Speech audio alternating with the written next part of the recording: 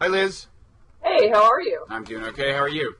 I'm all right. I'm a little bit tired after staying up and watching the debate last night. Hey, I had to do a little blog post after it, so I think I win that. I win that particular bid for sympathy, I think. So tell us a little bit about your blog post. I looked at the polls. The kind of flash polls seemed to suggest that most people who watched the debate thought Obama won. And I tried to come up with an explanation. And my explanation was, well, Romney chose largely to play defense. I mean, to some extent, he was saying, I'm actually kind of like Obama. I'm not scarier than Obama. I'm not more likely to start a war than Obama. You know, he emphasized war as a last resort in Iran. You know, we can't kill our way out of this mess. And on specific things, he said, yeah, you know, look, your approach to Al-Qaeda and blah, you know, a couple of things, you know, he was kind of affirming a little about. So I said, first of all, I mean, to the extent that he's saying I'm no worse than Obama, that's not a reason, you know, that tie goes to the incumbent, you know. And then beyond that, it seemed to me when he tried to distinguish himself, it was just all vague and aspirational. Somehow he's going to bring gender equality to the Middle East and that's going to solve all the problems, you know, but I really think that probably the key, and by the way, I don't think it was that consequential. I don't think many votes were changed. But if you ask why did most viewers think that Obama won, I think it was largely about demeanor. I mean, I think I think he's more sure-footed on foreign policy. He knows it better. He was better at projecting authority and self-assuredness, and he does a pretty good like commander-in-chief shtick in a way, kind of reassuring. And Romney, you know, he was dividing his time between agreeing with Obama and being in the feisty challenger mode, but he just seemed in feisty challenger mode less crisp and clear and articulate than he did in the first debate when doing that in the economy. I guess that's my nutshell thing. But what did you think? I kind of agree with a lot of that. I think that, from my perspective, the problem that I had going into this debate, which the debate validated, is I don't feel like there actually are substantial differences across the board on a whole range of foreign policy topics between these two candidates. Mm-hmm. And I think you saw that play out. I mean, basically, from what I could tell, most of the criticisms that they had of each other were to do with rhetoric. So, you know, Obama doesn't like the fact that Romney sounds really hawkish, although when you delve into the details, I don't really think there's a substantial difference there. And let's be honest, Obama's been pretty hawkish as president, too. And Romney doesn't like the fact that Obama sounds like he's apologizing for things. Okay, so basically what we take out of that is, well, if you want a speech that sounds like this, then you should vote for this guy. And if you want a speech that sounds like this, then you should vote for this guy. And I don't really think that gets to much substance. So, you know, I tend to agree with some of where I think you were driving with that. I think also as to why Obama won, at the end of the day, he's the guy doing the job. I may not be enthused about how he's doing the job, and I may have specific criticisms, but I do think that when people watch a foreign policy debate and they're looking at who they want to be the next commander-in-chief, there's kind of some weight that naturally accrues to the incumbent on that, because your assumption is, well, they've already been doing it for 4 years. They're receiving all of these sort of intelligence briefings, and they have access to all of this data and information that, yeah, probably the other guy in practice is getting a lot of that too, if not all of it, but that's just not the perception that I think people have. And so I think that benefited Obama also. One of my big gripes about the debate, although I don't think it's totally surprising, is just how little of it ended up focusing on foreign policy, and just how easily they got off topic. I mean, pretty much, I was joking about this on Twitter, and it is partly making a joke, but there's a hint of truth in it. These guys had moments where they seemed to basically be putting across that all of our foreign policy and national security challenges can be solved by teachers or Massachusetts or repealing Obamacare or whatever, you know, that kind of thing. And I just found that kind of unnerving when clearly we are facing a lot of foreign policy challenges out in the world, that we didn't concentrate on that 100%. And then I think, as you may have alluded to also, we focus so much on the Middle East, but there are a whole range of other topics that we didn't discuss. I mean, China currency manipulation was one of the only other ones, which for me, as a libertarian, was a very exasperating period of the debate, always is, because I am very strongly pro-free trade, and basically these guys trying to win Ohio decided that they wanted to sound, you know, as protectionist practically as John Edwards, which is a disappointment for me. Yeah, I think the reason they spent so much time on the domestic economy, I don't think that was so much Obama's choice. I guess Romney's strategy was, look, if I can get a tie on foreign policy, look no worse than him, and steer the debate back to where I want it, which is on this economy we're sitting in the middle of, then I win. That's the discussion I want to have. And Obama, once he was there, defended himself. I thought I might get through a debate without hearing about the $5 trillion tax cut, but I failed. So I think that's why they spent so much time, and we had a kind of a weak moderator, and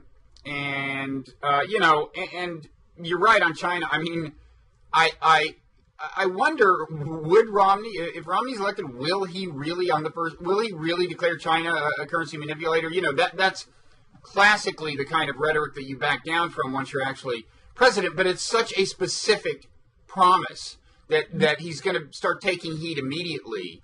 Yeah, and he said it so much, and he's been saying it so much. I mean, in the primary campaign, he said it. Really, last night, kind of where I came away on the China stuff is I really wish that John Huntsman had been at the debate and allowed to intervene in the discussion, just basically to tell these two guys that a lot of what they're talking about with China is seriously overplayed and very overheated. And I know it plays well in Rust Belt parts of this country, but that doesn't mean that it has the same basis in fact as what they're pretending, and it certainly doesn't mean that it's good policy. Yeah. And I mean, I would say to the extent that, I mean, it is largely economic policy, not foreign policy, but in the classic sense, but to the extent it affects foreign policy, it's probably in a not good way.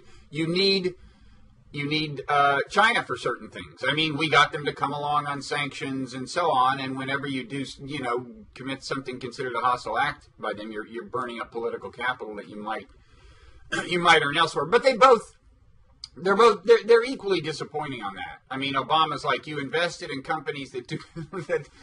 Is it possible to invest in a company that doesn't do business abroad? Yeah, is that even possible anymore? Yeah, I'd like to know that, and I mean, not to jump back to Romney's point in the previous debate about, how much Obama looks at his pension investments, but I do think the reality of the situation is that having had decades of globalization going on now and China rising as an economic power, I really just don't think that any of us in any way can consider ourselves disconnected from whatever is going on with China economically. I mean, that's the reality of the situation. And when these guys are going and engaging in all this protectionist rhetoric, as far as I'm concerned, yeah, there is the point that you make about needing to be able to actually work with China to the maximum degree possible, recognizing that there are going to be some significant limitations on that just because of differing interests. But it's quite apart from that. I just find it astonishing that these are two guys who are trying to convince the middle class that they'd be good for the middle class. And essentially, when they're going out there and they're engaging in all this protectionist rhetoric, what they're basically doing is advocating for what would, in practice, amount to a massive sales tax being levied on a lot of products that are currently cheap, that people who are in a struggling middle class situation in this country are very reliant on by a lot of, frankly, probably don't want to pay more. Yeah. But, there you go. Yeah, I mean, I think it's true. Protectionism in the short run can protect specific jobs, but yes, it does amount to a tax on consumers. And that fact, I mean, Romney I guess it was kind of that fact that he was missing when at one point he said, I forget the context, but he kind of said, look, China exports more goods to us than we export to them, so they're not going to start a trade war, which that kind of thing always annoys me just because it seems to not grasp the fact that both directions of trade are a non-zero-sum game. You're buying it because you want the products and you get them more cheaply than you can elsewhere. So, it's not like a trade war would hurt China only or China more just because they export more stuff. Well, right. And the other problem that I have with this is that if this were purely a question of China and the U.S. trade with each other and we don't trade with anybody else, well, then you might be able to make that argument. But that is simply not true. I mean, clearly you've got a bunch of consumers in Europe. I mean, China is quite capable of exporting to them, too. You have a whole array of regions all over the world that China is quite capable of exporting to that do have consumer bases, in many cases growing consumer bases, people who are becoming better off, more willing to pay money for things. And so I don't know. I've always taken the view that protectionist policy and to some degree protectionist rhetoric really just kind of amounts to shooting ourselves in the foot and disregarding what's going on with the global economy to the point where it's just kind of, sticking your head in the sand. And I don't find it to be productive, and it's definitely not appealing to me. That being said, knowing that probably there are a lot of people who will watch this who will rabidly disagree with me about this and be infinitely less pro-free trade than I am, I will also stipulate that I come from a state that is heavily, heavily trade dependent, depending on the measure that you're looking at. It may be the most trade dependent state in the entire country. What state is that? Washington State. I come from Seattle. So clearly, when people who are from Seattle and people from Washington State start hearing this kind of protectionist rhetoric, particularly vis-a-vis Asia, it tends to really worry us. And, the reality is Ohio is in play and Washington State isn't. So that's what's happened. Politically, there's a good logic for it. It just sucks for those of us who disagree with them on the policy. Right. On that question of whether, Romney is a dangerous warmonger, I mean, it's interesting to me that he seemed to feel a need to dampen that meme, Yeah. I mean, do you have a theory on that? I hadn't sensed that he was concerned about that before. I think that there's always a certain amount of concern when you're looking at people who have tended, based on their record, to fit more the moderate Republican profile. I think they don't want to come across as being Dick Cheney.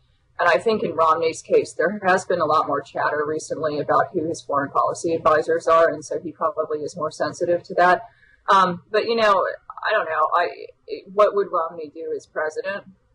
I think Romney's natural inclination, to the degree that we can pinpoint one, probably is actually to handle foreign policy in a way that is more like George H.W. Bush, which I would hasten to note that from my perspective, I see as being a fairly positive thing. If you go back and you look at commentary from the 2008 election, I want to say it was a piece that Mark Ambender wrote at The Atlantic detailing different Republican presidential contenders and where they sat on foreign policy and who was the most traditionally realist and who was the most neoconservative. One of the points that he was making was that if you were comparing, I think, Romney to, I believe, McCain, that he felt that Romney looked more like a traditional realist and McCain looked a little bit more neoconservative. Now, I'm not sure that I actually totally buy into that, or at least based on things at the time, I'm not sure that I totally bought into that. However, that is a point to consider when we're thinking about how Romney would actually govern, is that clearly in the context of 2008, that's where he appeared to be to a lot of people. Now, looking forward, he does have more people who've been associated with the Bush administration and the conservative side of things advising him. And so that's a question, is which of those two paths would he follow?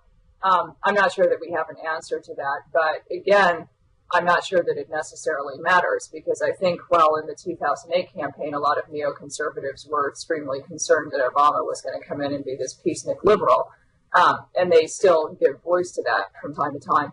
I think Obama looks a lot less like a peacenik liberal on foreign policy than what most of us would have expected, which, from my perspective, on some things, that's actually a little bit disappointing. Certainly when we're looking at civil liberties concerns, I think it's a little disappointing. Right. I think... I think Romney himself, who knows? I don't see any way of knowing what his actual views on foreign policy are. And his advisors, although pretty heavily neocon, are diverse enough for it to be unclear who might win the struggle for his soul. When he appointed Zellick, I guess it is, to oversee the National Security Transition Team or something, that freaked out all the neocons because he's a moderate. Or kind of a realist, and there's a couple of others of those. Mitchell Reese, I think, is a name. But I think, and when we're done, I'm going to write this piece and eventually post it on the Atlantic. I think the big difference on foreign policy, the reason I think Romney is more likely to get us into war, specifically with Iran, is just that he'll be a first-term president and Obama will be a second-term president.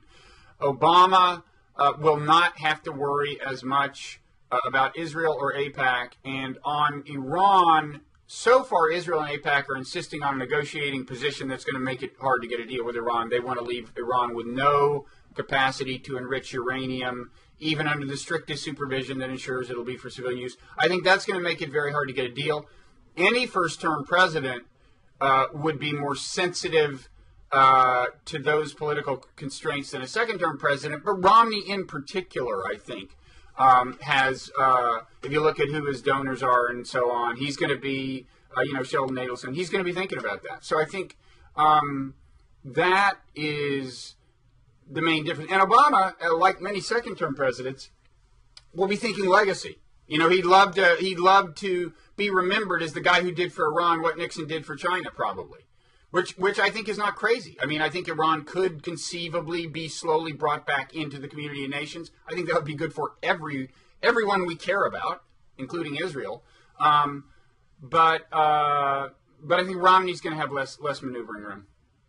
I think the reality here when we're talking about Iran is that, frankly, neither of them have the room for maneuver that they really want at this point, because we have let this problem burn and burn and burn without, I think, maybe addressing it in as robust a fashion as we possibly should have. I mean, clearly we've known that Iran is pursuing nuclear capability, we all believe, with a view to acquiring nuclear weapons for a very long time now. But for a long time, that was treated as a back burner issue. And that's something that I think that on foreign policy, the Bush administration, frankly, can be faulted for. I've got no problem with letting Europeans take the lead on this. I think that it's totally appropriate. But I do think that there was a lot of collective sort of taking the eye off the ball there. Mm-hmm. And ultimately, I think that leaves both of these guys with less room to maneuver than what they would optimally want. So, I'm not sure that there necessarily would prove to be quite as much of a distinction there as what anybody would like. Unfortunately, I think the reality of the situation is, despite the New York Times piece that came out that I guess the administration seems to be basically disavowing at this point, I think the reality of the situation is that it looks fairly likely, to me anyway, without spending all day studying these topics, it looks fairly likely to me that Israel is going to get in a position where they may very well take action against Iran. And if that happens, regardless of which of these guys is the president, they're our ally. I'm sure we're going to be backing them up to a certain degree. If that happens, yeah. Particularly fun with that. But yeah, I think that the time may have passed for dealing with this the way that a lot of people would have liked to, and these guys have a lot of options on the table, just in general. So I think, to the extent that you're right, I think Obama deserves some of the blame too. There was a moment when Turkey, I think, and Brazil and Iran came to him. Turkey and Brazil had been talking to Iran, and there's a particular deal that had almost worked in the past about outsourcing the 20% enrichment. And the Obama administration, for reasons I still don't understand, the State Department, I think, took the lead in just telling them to shut up and sit down. And a lot of people think that was a missed opportunity. I do think there have been a lot of signals, and it's hard to read the signals. You never know who's speaking for the Supreme Leader and who's not. There have been a number of signals that Iran, over the years, repeatedly, you have these times when there are signals that Iran would settle for a particular deal involving low-level enrichment. It certainly makes sense you'd get those signals now because their economy is really hurting. And I think there was something to that New York Times article. It's not surprising that Obama would deny it. I think it was a hostile leak. I think it was leaked. The story about these direct negotiations between U.S. and Iran, I think, was leaked by people who either wanted to damage Obama or wanted to sabotage the negotiations. I'm not surprised he denied him. But it's a tough issue, and I agree that, look, if Israel bombs, it doesn't matter probably much who the president is. Now, it may matter, again, and this is a difference, actually, come to think of it. If Israel's trying to get us to take the lead, which they would rather us do, we have superior capabilities. I do think a second-term president can more afford to say no than a first-term president, and Obama has in fact drawn the red line a little further down the road than Romney has. So there could be a difference there. Maybe. I mean, this gets into something that I think you and I have talked about previously offline. Part of my concern, and I think some folks who are within the foreign policy establishment, some of their concern about Iran working to obtain nuclear weapons is not necessarily even just the effect on Israel. It's also, what do the Saudis do? Because we know that the Saudis really do take a dim view of the prospect of Iran going nuclear. So, that's another factor that figures in here. I mean, I just don't know how much room for maneuver you really have in that kind of a situation. We know what the Israelis think. We know what the Israelis would probably do. We know what the Israelis would like us to do. But at the end of the day, if you go to whether it's a second-term president or first-term president, and you say, hey, these guys are going to get the bomb.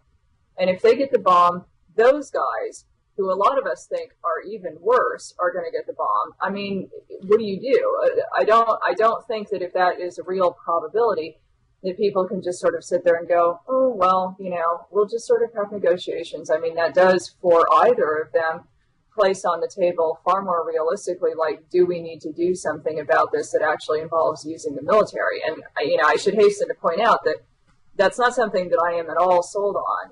I really, really wish that we had a time machine and we could go back several years and kind of do more to nip this all in the bud. Mm-hmm.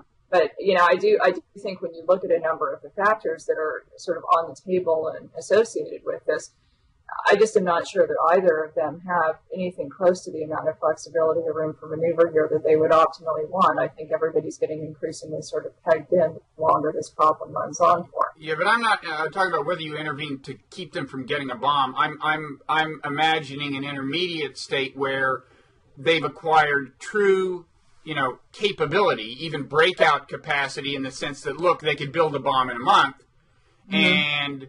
and maybe Obama's thinking, this is actually a reasonably stable state, which I think it actually is. You can imagine Iran deciding that that's where they want to be. They don't have a bomb, so there can't be, like, mishaps. No, it makes sense when you think about it, because... I'm not totally sold on that. Well, I will say, the thing about having nuclear weapons, and this is a famous part of the kind of deterrence theory, is that nobody really thinks you're going to use them. You don't have a very credible threat in the eyes of a lot of people. Whereas if you have breakout capacity and can say, look, we'll build a bomb, that's actually a credible threat. You might build a bomb. So then you've always got like a lever. And so I don't think it's impossible. But in any event, I can imagine Obama continuing to say what he's basically said, although he almost walked it back a little tonight and got more aggressive. It was unclear. But saying, look, we'll know if they actually go for a bomb, and then we'll bomb them. And whereas a first-term Romney might, with Israel freaking out, saying they're only a month away from a bomb, a Romney might actually, a first-term Romney, I think, might be more inclined to attack. That's my scenario. Yeah, it's possible. I don't know. I do think your point about having that sort of breakout capability and how that fits in with deterrence, I think that there's a decent argument to be made there. I mean, I think one of the difficulties about discussing Iran and nuclearization when we talk about deterrence theory is just, You're about to say they're crazy and irrational, and so... Well, there's partly You're about to go Eli Lake on me, I can tell. I'll throw a little bit of Eli Lake on you. Yeah, I mean, part of that is dependent on the idea that the people who are actually making decisions are rational people who have the same sort of interest as we have or the Soviet Union had, and that's a question. I mean, I think that generally speaking, people can be relied upon to have a certain degree of that, but I do think when you look at Iran, there are some other factors in play that were not applicable when you were looking at the U.S. and the Soviet Union in the context of the Cold War. And I also think when you're looking at these regional scenarios where you have countries that obtain nuclear capability that are all very close together, I mean, that just is a matter of sort of timing and logistics. That kind of thing starts worrying me a little bit. That being said, it has not to date been a problem between India and Pakistan. So I think there's a constant appraisal of this that's going on.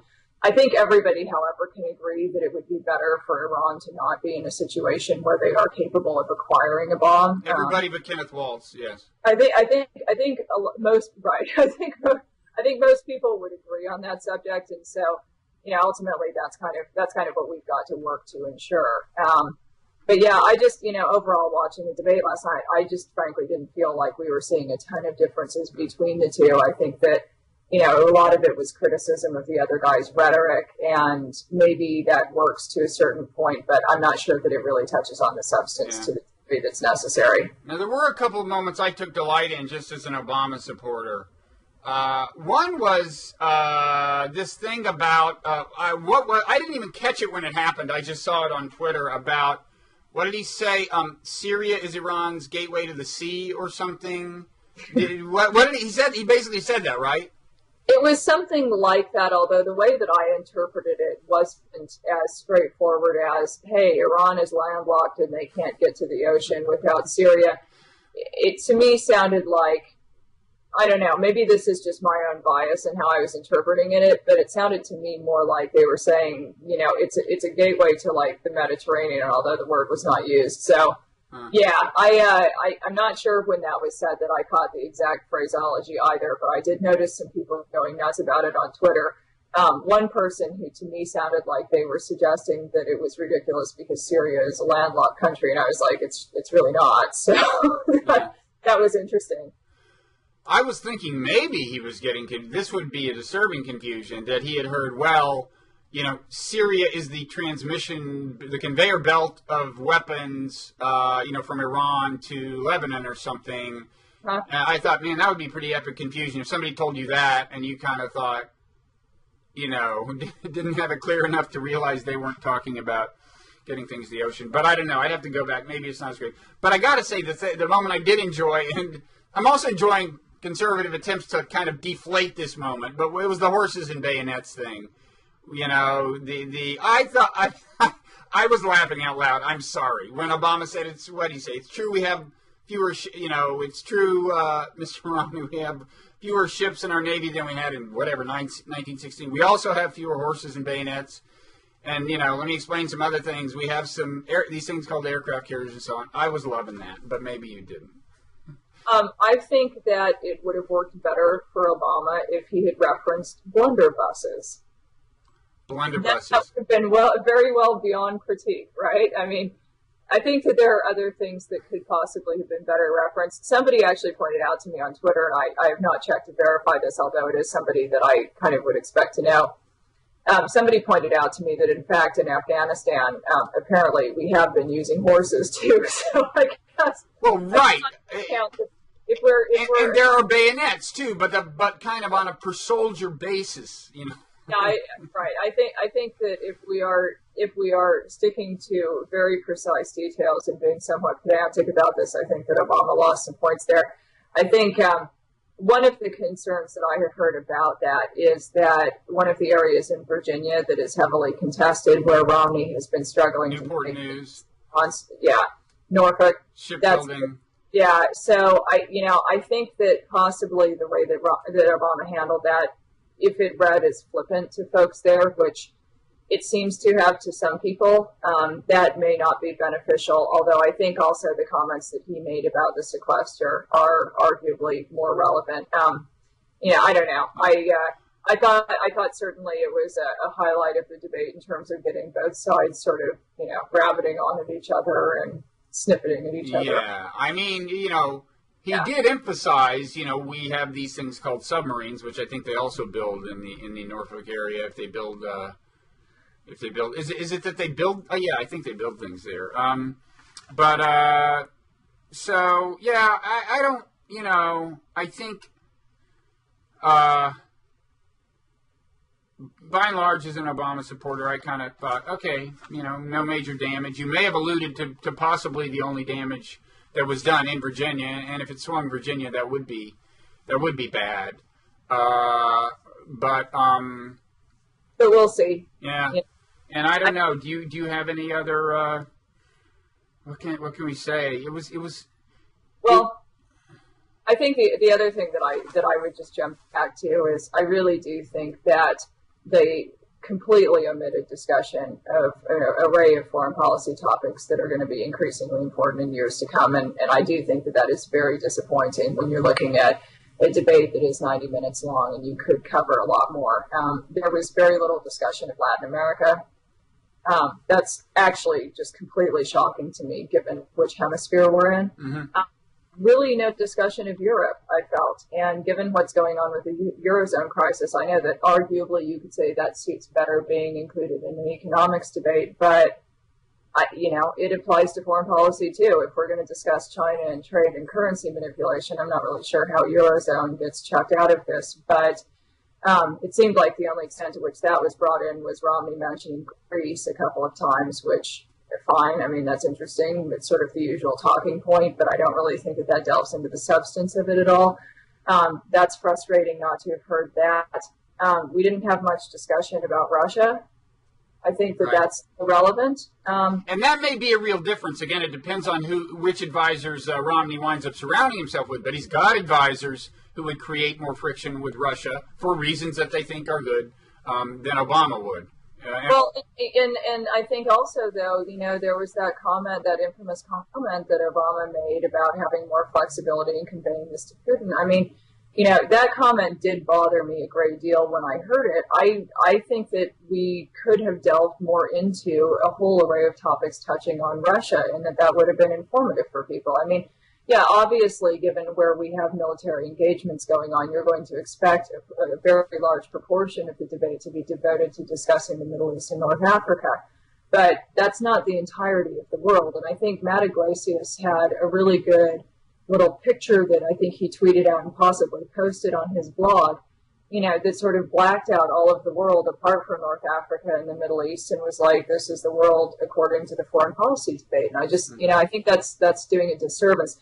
Also, I know that there are a few folks that I talked to who were annoyed that there was no discussion of anything that was Africa related.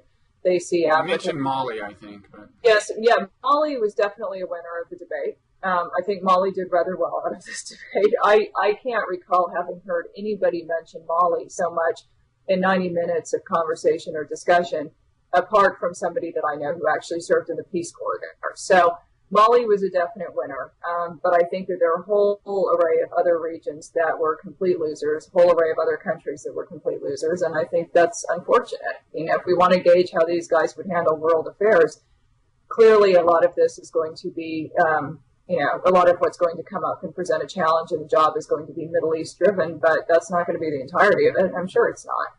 No, I think two things conspire to get them to obsess on the Middle East. One is the continued perception by Americans that terrorism is a grave threat, notwithstanding the fact that, it ranks, on the list of things that are likely to kill you. I don't know where it ranks.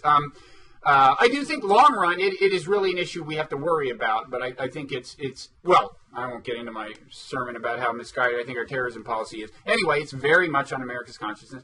The other thing is how important the candidates perceive Israel as being in the domestic political equation. I think they tend to exaggerate it. I don't doubt that it matters a little in Florida, but for whatever reason, those two things, separate and sometimes related things, Israel per se and the terrorism and radical Islam, are the reason, the debate was so disproportionate. But what are you going to do? The good news for them is that the Giants-Cardinals game wasn't closer, so they didn't lose probably as many viewers to that. I mean, because they would have lost me. If we had been talking 1 or 2 runs going into the 7th, I'd be like sayonara. So anyway, thank you for being my foil in this series of debates. I guess we're done with the series now. Isn't that shocking? It's kind of sad, but kind of not.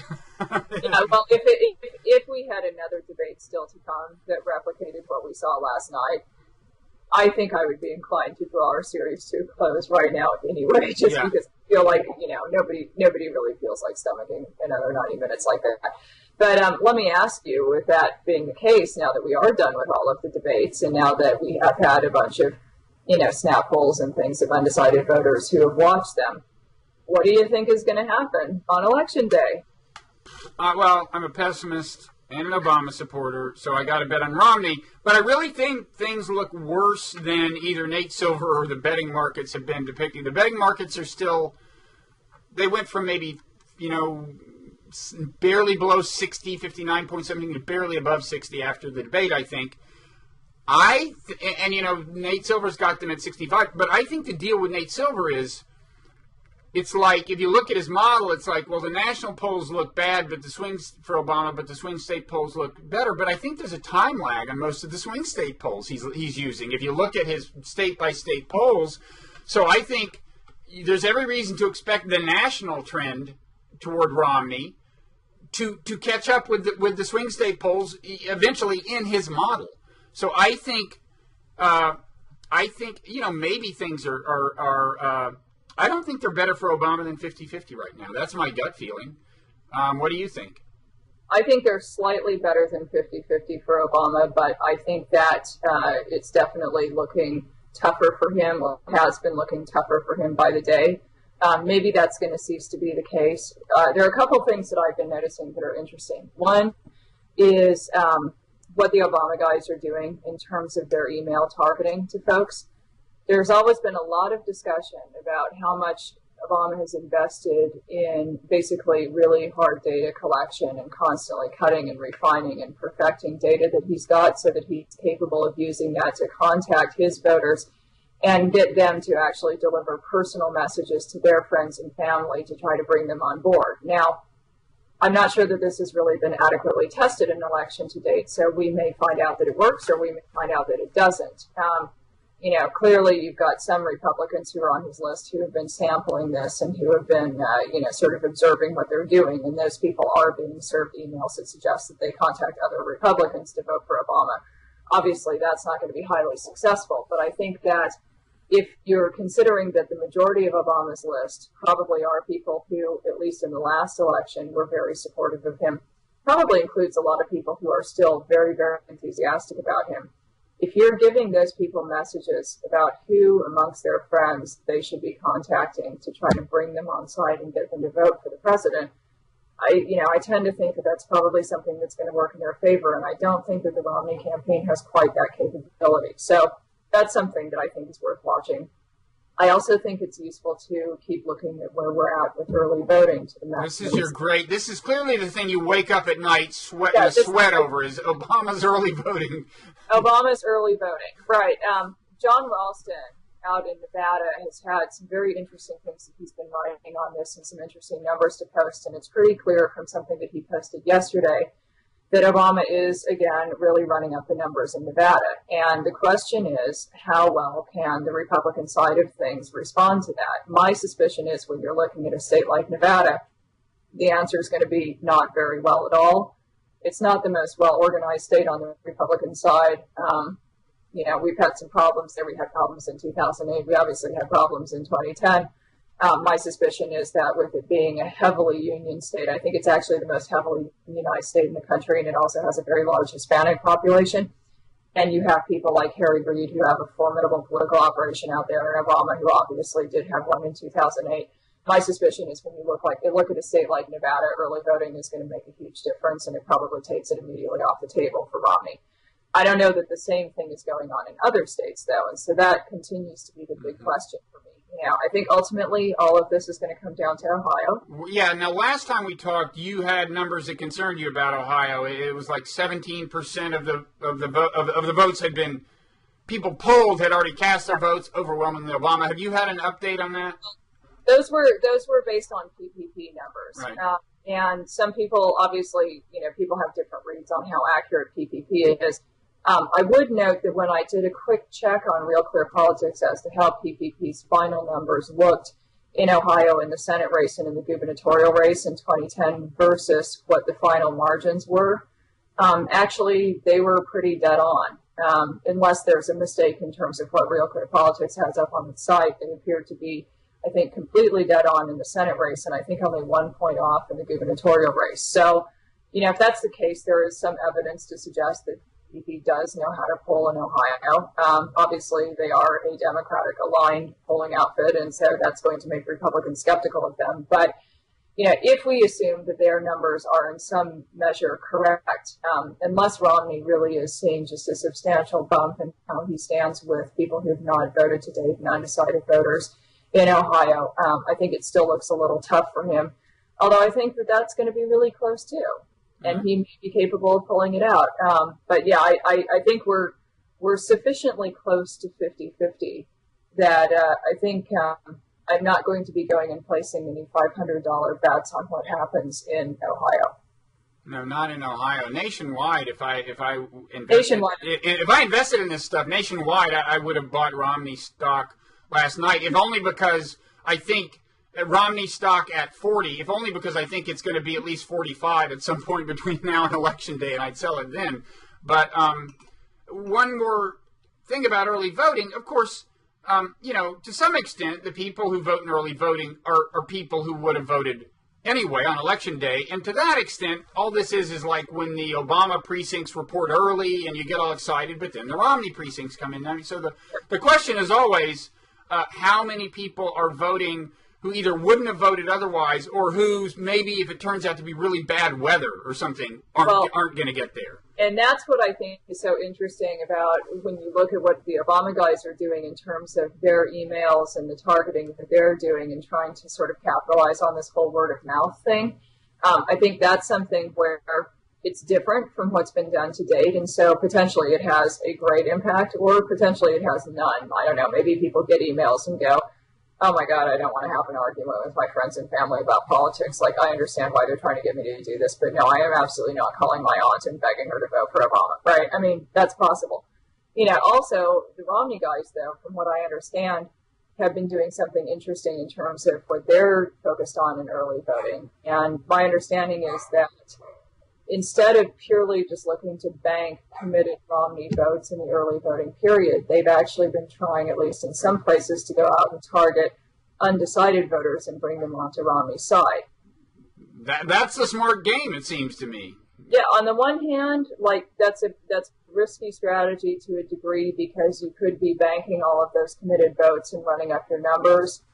On the other hand, if you think that those people can't stand Obama and no matter what happens are going to vote for Romney and they're going to be enthusiastic about doing it on the day, there's really no reason not to. And so I think some of what we're going to want to look at on election night and in the aftermath is sort of how these two different things played out and whether they had any impact at all. I mean, maybe they will have, or maybe it will just be a great big fat zero. But yeah, there's some interesting stuff going on out there. I feel like it's close enough that I certainly wouldn't want to make any predictions without doing an updated review of polls that may have been done over the last couple of days. Yeah. Okay, well, now it's just nail-biting anxiety for 2 weeks, and then somewhat ameliorated by the World Series. Yes, that's right. We are getting to the point where there are other things that we will have to focus on. There will be more important things, yes, than this election happening between now and the election. Well, thanks for being my official debate foil. And although the debates are over, I hope you'll at some point down the road show up on Blogging Heads again. Absolutely, I hope so too. It's been fun. Thanks. Yeah. All right, take care. Take care. Bye-bye.